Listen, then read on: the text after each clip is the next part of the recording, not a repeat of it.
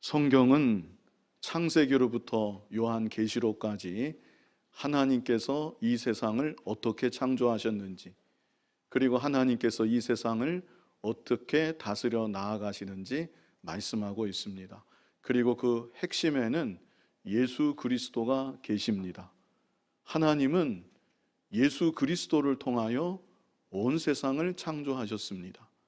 그리고 하나님은 예수 그리스도를 통하여 죄 가운데 있는 우리를 구원하여 주시고 하나님의 나라를 이루어 나아가시다가 마지막에는 예수 그리스도를 통하여 온 세상을 선악간에 심판하시는 것입니다. 그래서 요한복음 5장 39절을 보면요, 우리 같이 한번 읽어보겠습니다. 같이 읽겠습니다.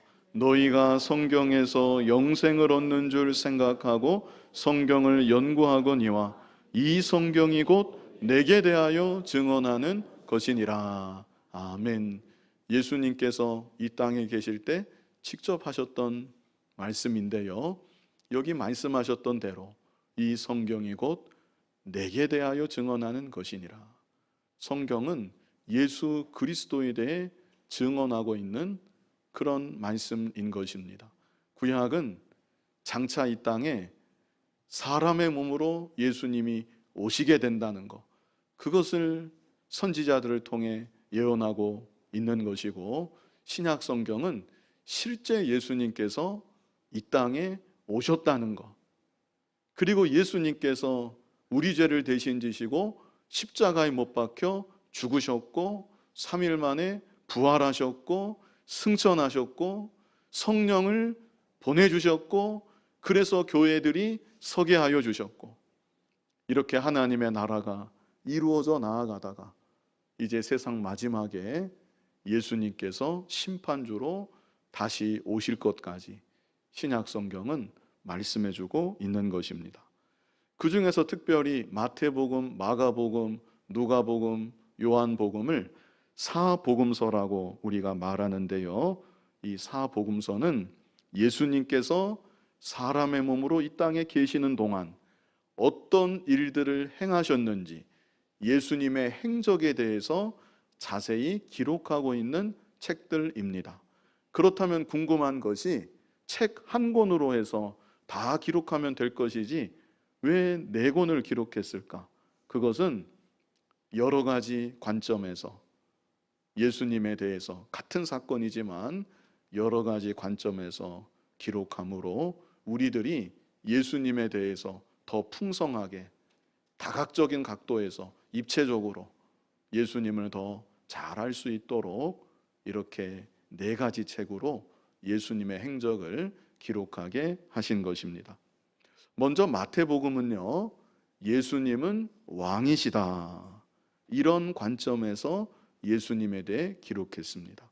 우리 성경 주제가를 지난달까지 불렀었죠.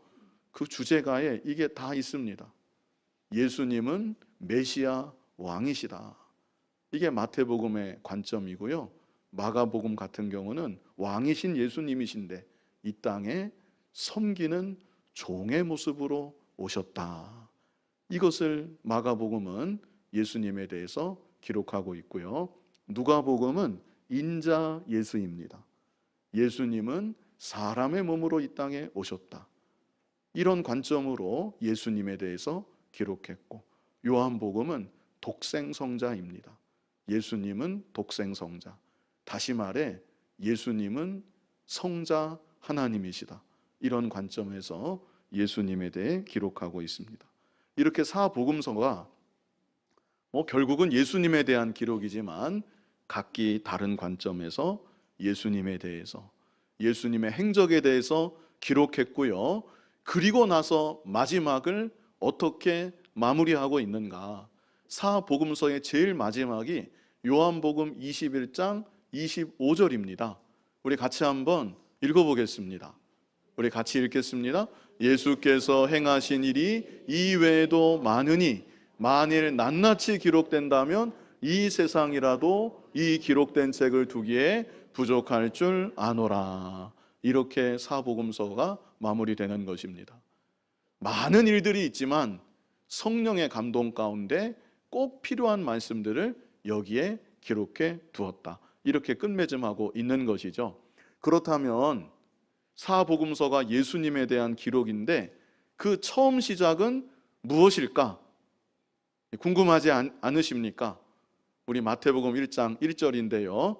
우리 다 같이 한번 마태복음 1장 1절을 읽어보겠습니다. 아브라함과 다윗의 자손 예수 그리스도의 계보라. 아멘. 이것이 사복음서의 시작이고요. 신약 전체의 시작이기도 한 것입니다. 짧은 한 구절이죠. 그러나 간단하고도 짧은 이 한 절이 구약과 신약을 구분하는 결정적인 한 절인 것이고, 신약의 시대가 도래했다는 것을 선포하는 너무나도 중요한 한 절인 것입니다. 자, 그런데 이 말씀을 다시 잘 들여다보시면 예수님만 나오는 것이 아니라 익숙한 이름 두 이름이 여기 마태복음 1장 1절에 있습니다. 누구입니까? 아브라함 그리고 다윗. 그래서 이 시간 아브라함과 예수님이 무슨 관계이고 다윗과 예수님이 무슨 관계인지 함께 생각해 보면서 하나님의 말씀을 나누고자 합니다. 자, 먼저 첫 번째는요, 아브라함의 자손 예수 그리스도입니다. 아브라함의 자손 예수 그리스도. 아브라함은 거의 다 익숙하게 들으신 그런 이름일 줄 압니다. 우리가 아브라함을 가리켜서 보통 뭐라고 아브라함을 표현하지요? 믿음의 조상이다. 이렇게 아브라함을 표현합니다. 그런데 그렇게 표현하는 것은 예수님을 믿는 우리들만 그렇게 표현하는 것이 아니고, 지금도 이스라엘 백성들, 그들은 예수님을 안 믿는데 그 유대교, 그 이스라엘 백성들이 지금도 그들이 우리는 아브라함의 자손이고 아브라함은 우리 믿음의 조상이다. 이렇게 표현을 합니다. 그 이유가 무엇일까요? 우리가 가장 먼저 생각할 수 있는 것은 아브라함의 믿음, 바랄 수 없는 중에 아브라함은 바랬고 정말 기대할 수 없는 것을 아브라함은 무조건 믿었습니다. 이것이 아브라함의 믿음이었고요. 또 아브라함의 순종, 아브라함은 독자 이삭을 바치기까지, 하나님 명령이 떨어지자 독자 이삭을 바치기까지 순종했습니다. 이런 아브라함의 믿음과 순종이 하나님을 믿고 섬기는 모든 자들에게 모본이 되기 때문에 아브라함은 우리 믿는 자들의 조상이다. 이렇게 우리가 말한다고 생각할 수 있겠고요. 그런데 또 다른 이유가 있습니다. 또 다른 중요한 실질적인 이유가 있는데, 그것은 아브라함이 실제 이스라엘 민족의 시조이기 때문에 그런 것입니다. 아브라함이 이스라엘 민족의 시조이다. 시조라는 말 아시죠? 처음 시작이라는 뜻입니다. 아브라함을 통해서 이스라엘 민족이 생긴 것입니다. 물론 궁극적은 하나님을 통해서 생겼지만 사람으로 보자면 아브라함을 시작으로 이스라엘 민족이 생겼고 아브라함을 시작으로 이스라엘 나라가 생겼기 때문에 지금도 이스라엘 백성들은 아브라함은 우리의 조상이다, 믿음의 조상이다, 시조이다, 이렇게 말하고 있는 것입니다. 우리 창세기 12장 1절로 3절을 같이 한번 읽어보겠습니다. 여호와께서 아브라함에게 이르시되 너는 너의 고향과 친척과 아버지의 집을 떠나 내가 네게 보여줄 땅으로 가라. 내가 너로 큰 민족을 이루고 네게 복을 주어 내 이름을 창대하게 하리니 너는 복이 될지라. 너를 축복하는 자에게는 내가 복을 내리고 너를 저주하는 자에게는 내가 저주하리니 땅의 모든 족속이 너로 말미암아 복을 얻을 것이라 하신지라. 아멘. 자, 성경 전체를 놓고 볼 때요, 중요한 본문 손꼽을 수 있겠는데 그 중에 한 본문이 바로 이 본문입니다. 우리 1절을 다시 보시면요, 하나님께서, 자 1절을 다시 보여주세요. 1절을 다시 보시면 하나님께서 아브라함을 부르십니다. 이로써 이스라엘의 역사가 시작이 되는 것입니다. 하나님은 아브라함을 부르시고 아브라함에게 명령을 내리셨지요. 어떤 명령을 내리셨습니까? 너는 너의 고향과 친척과 아버지의 집을 떠나 내가 네게 보여줄 땅으로 가라. 이것이 하나님의 명령입니다. 내가 네게 보여줄 땅으로 가라 그랬는데 이 땅이 어느 땅인지 우리는 알고 있습니다. 이 땅이 무슨 땅이죠? 가나안 땅입니다. 가나안 땅. 자, 그리고 이어지는 2절도 한번 다시 보실까요? 내가 너로 큰 민족을 이루고 네게 복을 주어 내 이름을 창대하게 하리니 너는 복이 될지라. 하나님께서 아브라함에게 내가 너로 큰 민족을 이루게 해주겠다, 이런 약속을 주셨던 것입니다. 자, 이 당시 아브라함의 나이가 몇 살 정도 되었을까요? 75세였습니다. 적은 나이가 아니었습니다. 그리고 아브라함에게는 자식이 있었을까요? 없었을까요? 자식이 없었습니다. 아들 하나도 낳지 못하고 아들을 낳을 수 있는 그런 몸 상태도 아니었다고 성경은 기록하고 있습니다. 그런데 하나님께서 그런 아브라함을 부르시고 너는 너의 고향과 친척과 아버지의 집을 떠나 내가 네게 보여줄 땅으로 가라. 내가 그 땅에서 너로 큰 민족을 이루게 하여 주겠다. 이런 하나님의 계획을 알게 하시고 하나님께서 이런 약속을 아브라함에게 주셨던 것입니다. 아브라함은요, 하나님의 명령을 듣고 이 약속을 받고 하나님의 약속을 믿었습니다. 하나님의 약속을 믿고 하나님의 명령을 따라 그래서 아브라함은 고향을 실제로 떠났습니다. 친척집을 실제로 떠났습니다. 아버지의 집을 아브라함은 75세의 나이에 떠났습니다. 혈혈단신이 되어서 한 번도 가보지 않은 땅, 가나안 땅에 아브라함은 갔던 것이죠. 그리고 아브라함은 그의 일생의 대부분을 하나님께서 약속을 이루어 주실 것을 믿고 바라보면서 가나안 땅을 떠나지 않고 가나안 땅에 머물면서 살았습니다. 그러다가 그 인생 마지막도 가나안 땅에서 숨을 거두며 마감하게 되는 것이죠.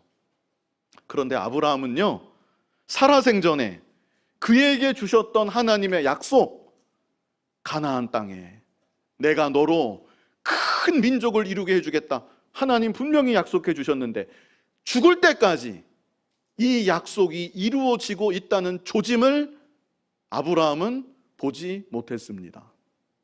아브라함이 아들을 몇 명 낳았습니까? 약속의 아들로 말하면 이삭 한 명만 낳았습니다. 하나님의 약속대로 자신을 통해 큰 민족이 정말로 이루어질 것이라고 한다면 적어도 아들을 한 몇 명은 낳아야 되겠습니까? 예? 한 명은 아니죠. 아무리 그래도 살아생전에 여러 명의 아들을 낳아야 되는 것이고 그래야 마땅한 것이고 그 아들들이 빨리 자라나서 손자들을 또 많이 보아야 그래야 마땅할 것 같은데 아브라함은 죽을 때까지 이삭 한 명밖에는 낳지 못했던 것입니다. 그래도 하나님의 약속을 믿고 바라보면서 아브라함은 숨을 거두었고 그 약속을 이삭에게 그대로 믿음의 계대로 이어준 것이죠. 그러면 아브라함의 아들 이삭은 아들을 많이 낳나요? 이삭은 아들을 몇 명 낳습니까? 이삭은 또 2명 낳습니다. 2명. 아버지보다는 낫지만 에서하고 야곱 둘만 낳습니다. 이걸 보면 이삭도 역시 아버지에게 주셨던 하나님의 약속, 자신이 물려받았던 그 약속이 이루어진다는 거, 그거 확실히 보지는 못했습니다. 그런데 야곱에 와서 야곱은 아들을 몇 명을 낳았습니까? 12아들들을 낳습니다. 야곱이. 그리고 야곱의 11번째 아들이 누구지요? 11번째 아들이 요셉입니다. 이 요셉이 하나님의 섭리 가운데 애굽의 종으로 팔려가요. 그리고 종으로 팔려간 그곳에서 요셉은 애굽의 총리가 됩니다. 온 세상에 흉년이 임하고 다 죽게 되고 야곱과 그의 가족들도 다 죽게 된 그 마당에 하나님이 요셉을 사용하셔서 야곱의 가족들이 죽지 않고 다 살게 하여 주시고, 그리고 요셉이 야곱과 그 아버지와 그의 가족들을 애굽 땅으로 다 오게 하지요. 그리고 그들은 애굽 땅에서 창성하고 번성해서 장정만 60만 명이라는 어마어마한 숫자로 마침내 불어나게 되는 것입니다. 이 일이 어떻게 가능할 수 있었는가? 당시 애굽은 강대한 나라였습니다. 그 어떤 나라도 어떤 족속도 감히 넘볼 수 없는 나라가 애굽이라는 나라였습니다. 그 애굽의 울타리 안에서 이스라엘 백성들은 어떤 면에서는 편안하게 정착하고 거기서 번성할 수가 있었던 것이고요. 또 애굽 땅은 비옥한 땅이었습니다. 특별히 이스라엘 백성들이 거주했던 고센 땅은 애굽의 문명과는 철저히 구별된 땅이었고 목축하기에 너무나도 이상적인 정말로 비옥한 땅이었습니다. 그래서 이스라엘 백성들이 하나님 섭리 가운데 예비해 두신 이 애굽 땅에서 4대 만에 장정만 60만 명이라는 어마어마한 숫자로 번성하고 창성할 수가 있었던 것입니다. 그리고 하나님께서 모세를 통해서 이 60만 명, 장정만 60만 명이니까 전체는 한 200만 명으로 추산하는데 이들을 애굽에서 출애굽하게 하시고 가나안 땅에 정착하게 하심으로 아브라함에게 주셨던 약속, 내 후손이 가나안 땅에서 큰 민족을 이루게 해주겠다, 이 약속이 마침내 이루어지게 되는 것이죠. 아브라함을 부르셨고 아브라함에게 언약하셨던 그 시점에서 본다면 600년이 지난 다음에 이 아브라함에게 주셨던 약속이 마침내 이루어지게 되는 것입니다. 이 내용이 창세기, 출애굽기, 레위기, 민수기, 신명기, 여호수아, 여기까지 관통해서 흘러가는 큰 줄기의 이 스토리입니다. 자, 그렇다면 아브라함에게 주셨던 약속, 이것으로 다 성취가 된 것인가? 아브라함의 후손이 가나안 땅에서 큰 민족, 이스라엘 민족을 이룸으로 아브라함에게 주셨던 약속은 온전히 성취가 된 것인가? 그렇지 않습니다. 왜 그렇지 않은가? 여기 창세기 12장 2절, 이 구절을 다시 자세히 보시면요, 내가 너로 큰 민족을 이루고, 이것만 있는 게 아니고 내게 복을 주어 내 이름을 창대하게 하리니 너는 복이 될지라. 너에게 복을 준다가 아니라 너는 뭐가 된대요? 복이 될지라. 아브라함 자체가 복이 된다는 것입니다. 이 말씀의 의미는 아브라함을 통해서 많은 이들이 복을 받게 될 것이다, 이것을 약속해 주셨던 것입니다. 그래서 이어지는 창세기 12장 3절을 보시면 우리 다 같이 한번 읽어보겠습니다. 너를 축복하는 자에게는 내가 복을 내리고 너를 저주하는 자에게는 내가 저주하리니 땅의 모든 족속이 너로 말미암아 복을 얻을 것이라 하신지라. 아멘. 여기 뭐라고 하셨습니까? 땅의 모든 족속이 너로 말미암아 복을 얻을 것이라. 아브라함이 죽고 난 다음에도 너로 말미암아 복을 얻을 것이라. 이 약속은 도대체 어떻게 성취가 되는 것인가? 장차 아브라함의 후손을 통해서 예수 그리스도가 오심으로 성취가 되는 것입니다. 땅의 모든 족속이 아브라함의 후손으로 오시는 예수 그리스도를 믿음으로 말미암아 복을 얻게 될 것이라고 하나님께서 아브라함에게 이 약속까지 주셨던 것이었습니다. 우리 창세기 22장 17절 같이 한번 읽어보겠습니다. 내가 내게 큰 복을 주고 내 씨가 크게 번성하여 하늘의 별과 같고 바닷가의 모래와 같게 하리니 내 씨가 그 대적의 성문을 차지하리라. 아멘. 내 씨가 크게 번성하여 어떻게 된대요? 하늘의 별과 같고 바닷가의 모래와 같게 될 것이다. 이스라엘 백성들이 이렇게 번성했나요? 구약 역사에? 그렇지 않습니다. 지금은 어떤가요? 이스라엘 백성들이 지금 하늘의 별과 같고 바닷가의 모래와 같이 번성했나요? 그렇지 않습니다. 이 약속도 예수 그리스도를 통해서 성취가 되는 것입니다. 예수 그리스도께서 아브라함의 씨로 이 땅에 오시는 것이고, 예수 그리스도를 믿는 하나님의 백성, 영적 아브라함의 후손들이 하늘의 별과 같이 많아지고 바닷가의 모래와 같이 많아질 것을 하나님께서 일찍이 약속해 주셨던 것입니다. 우리 창세기 22장 18절 같이 한번 읽어보겠습니다. 또 내 씨로 말미암아 천하 만민이 복을 받으리니 이는 내가 나의 말을 준행하였음이니라 하셨다 하니라. 내 씨로 말미암아 천하 만민이 복을 받게 될 것이다. 장차 아브라함의 후손으로 오실 예수 그리스도로 말미암아 온 세상 사람들이 다 복을 받게 될 것이다. 이런 약속까지 아브라함에게 주셨던 것입니다. 제가 여러 근거 구절들을 이 시간 더 될 수가 있겠는데 그러면 더 복잡해질 것 같고 한 구절만, 신약의 한 구절만 보겠습니다. 갈라디아서 3장 16절을 보면요, 우리 같이 한번 읽어보겠습니다. 이 약속들은 아브라함과 그 자손에게 말씀하신 것인데 여럿을 가리켜 그 자손들이라 하지 아니하시고 오직 한 사람을 가리켜 내 자손이라 하셨으니 곧 그리스도라. 아멘. 아브라함에게 약속하시기를, 언약하시기를 한 사람을 가리켜서 내 자손, 내 씨 이렇게 말씀하셨는데 그 자손은 곧 누구를 가리킨다고요? 그리스도를 가리킨다. 자, 그래서요, 좀 복잡하게 느끼셨는지 모르겠는데 마태복음 1장 1절 신약 성경을 시작하면서 복음서를 시작하면서 아브라함의 자손 예수 그리스도이시다 이렇게 말씀하고 있는 것은 마침내 아브라함에게 주셨던 언약이 온전히 이루어져서 천하 만민이 그 이름으로 말미암아 복을 받게 될 예수 그리스도께서 이 땅에 오셨다는 것을 나타내고 있는 것입니다. 다음으로 다윗의 자손 예수 그리스도입니다. 다윗의 자손 예수 그리스도. 다윗은 왕이었죠.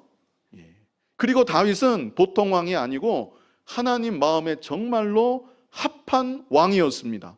그래서 성경을 보면 모든 이스라엘의 왕들이 다윗을 기준으로 해서 비교가 되고 평가가 되는 것을 볼 수가 있습니다.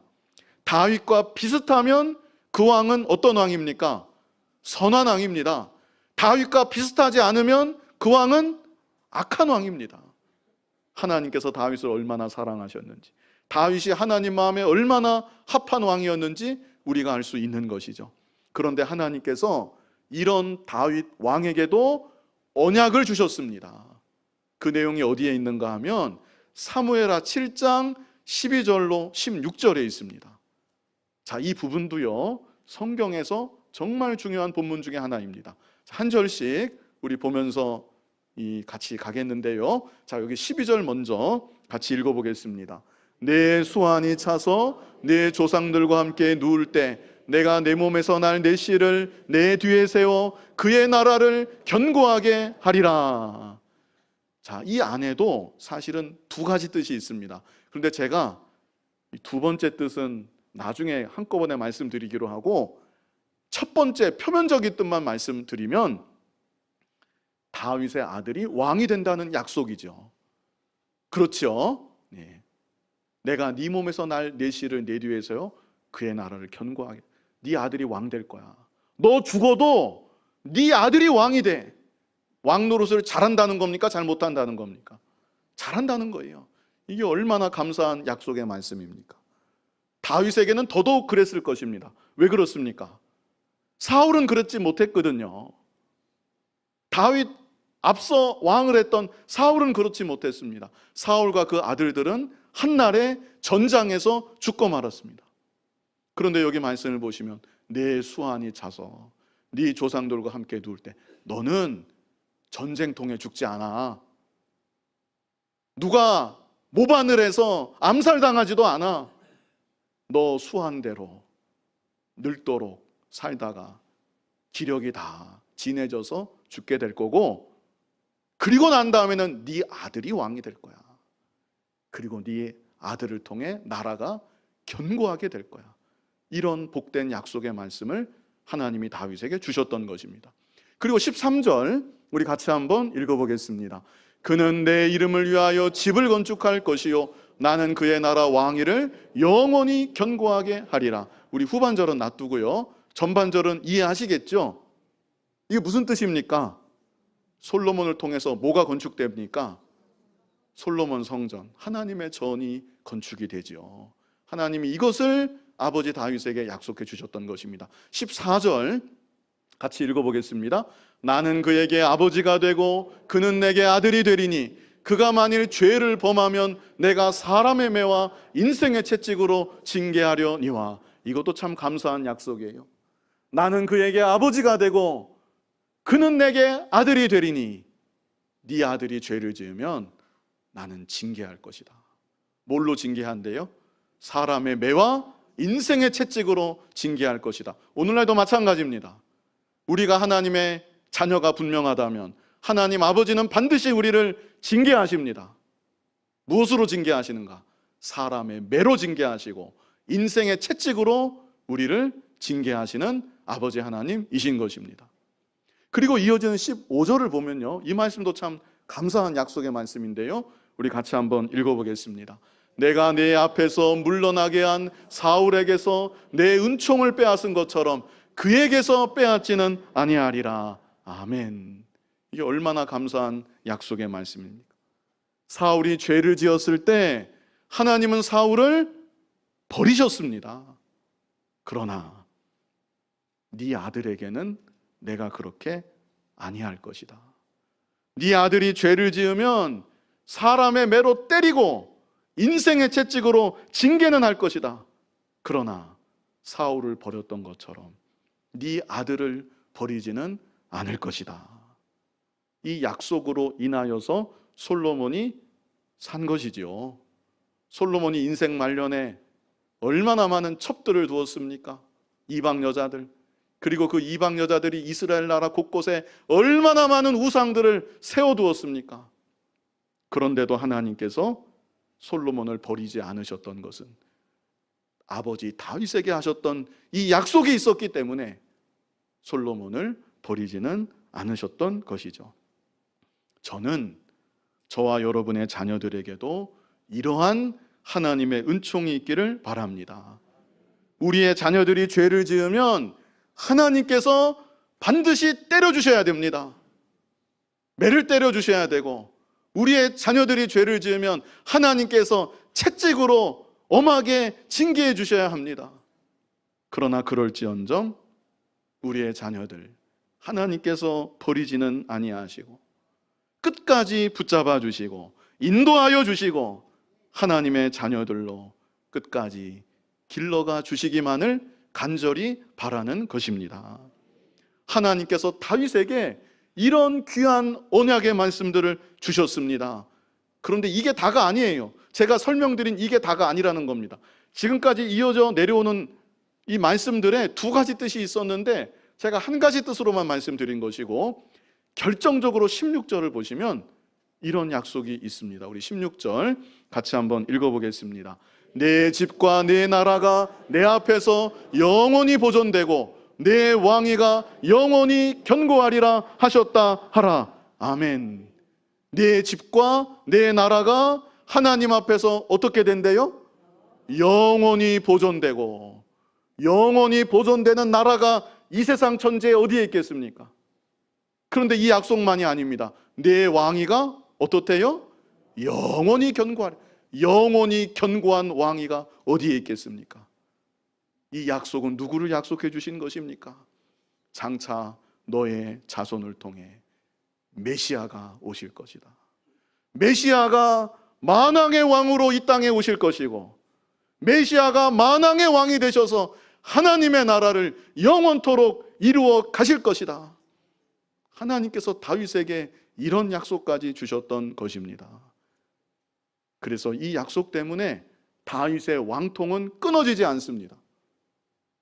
다윗의 아들이 왕이 되고요, 그 아들의 아들이 왕이 되고, 그 아들의 아들의 아들의 왕이 되고, 다윗의 왕통은 계속 이어져 내려갑니다.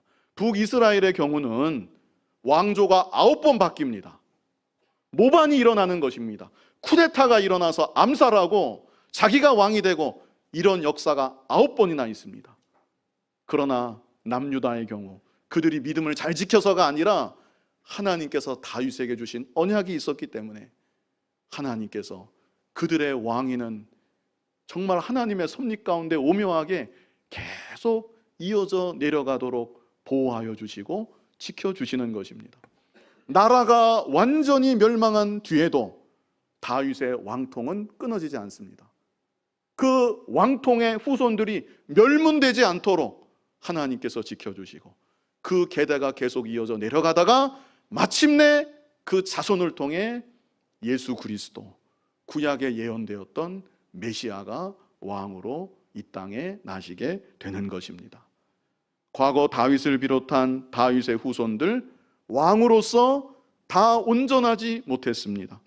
마태복음이 기록된 이 시점은 나라가 아예 망해버린 지 벌써 수백 년이 흘러온 시점이었습니다. 로마의 식민지입니다. 백성들이 얼마나 비참하게 살아가고 있는지 모릅니다. 이스라엘의 왕 언제 오시는가?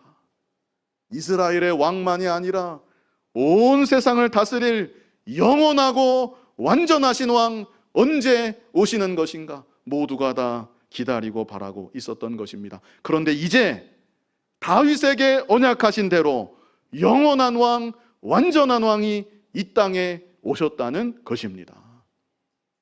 그래서 이제 결론을 지으면요, 마태복음 1장 1절 아브라함과 다윗의 이름이 여기 언급되고 있는데요, 아브라함에게 주셨던 언약대로 천하 만민이 그 이름으로 말미암아 구원 얻게 될 예수님이, 천하 만민이 그 이름으로 복을 받게 될 예수님이 마침내 오셨다. 다윗에게 주셨던 언약대로 만왕의 왕, 영원한 왕이신 예수님이 마침내 오셨다. 아브라함으로부터 2000년 만의 일이고 다윗으로부터 1000년 만의 일입니다. 그 언약의 약속이 약속대로 이제 마침내 이루어지게 된 것입니다. 얼마나 감격스러운 첫 소절입니까? 마태복음 1장 1절 우리 다 같이 한번 해보실까요? 아브라함과 다윗의 자손 예수 그리스도의 계보라. 아멘. 하나님의 약속은 반드시 그대로 이루어집니다. 하나님의 약속의 말씀을 붙잡고 살아가는 우리들이 되어야 하는 것입니다.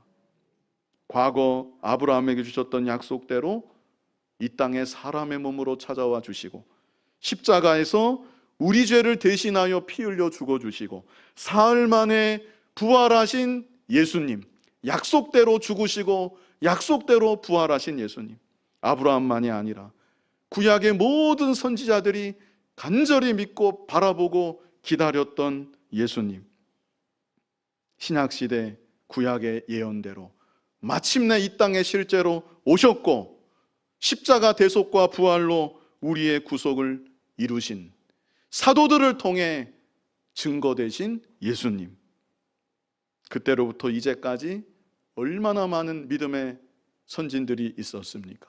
그 수많은 믿음의 선진들을 통하여 생명을 다하여 증언되었던 예수님, 이 시대에 이 예수님을 나의 주님으로 믿고 고백하는 여러분이 다 되시기를 바랍니다. 그리고 더 나아가서 다윗에게 주셨던 약속대로 예수님은 왕이십니다.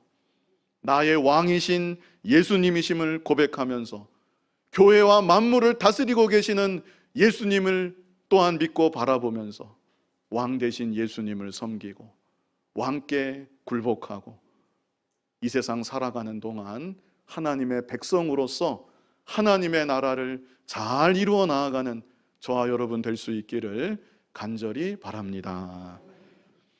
거룩하신 아버지 하나님, 구약 수천 년의 선지자들을 통한 약속의 말씀대로 예수님께서 이 땅에 오셨고 우리를 위해 십자가에 못 박혀 죽으셨고 3일 만에 부활하셨고 이제도 살아서 만물을 다스리시고 교회를 다스리고 계심을 믿고 고백하는 우리들 모두가 되게 하여 주시옵소서. 나의 주요 나의 왕이신 예수님을 늘 믿고 바라보게 하여 주시고 약속하신 대로 다시 오실 예수님을 고대하면서 잠시 이 세상 살아가는 동안 하나님의 백성으로 믿음의 삶을 힘써 살아가는 우리들 모두가 되게 하여 주시옵소서. 예수님 이름으로 기도하옵나이다. 아멘.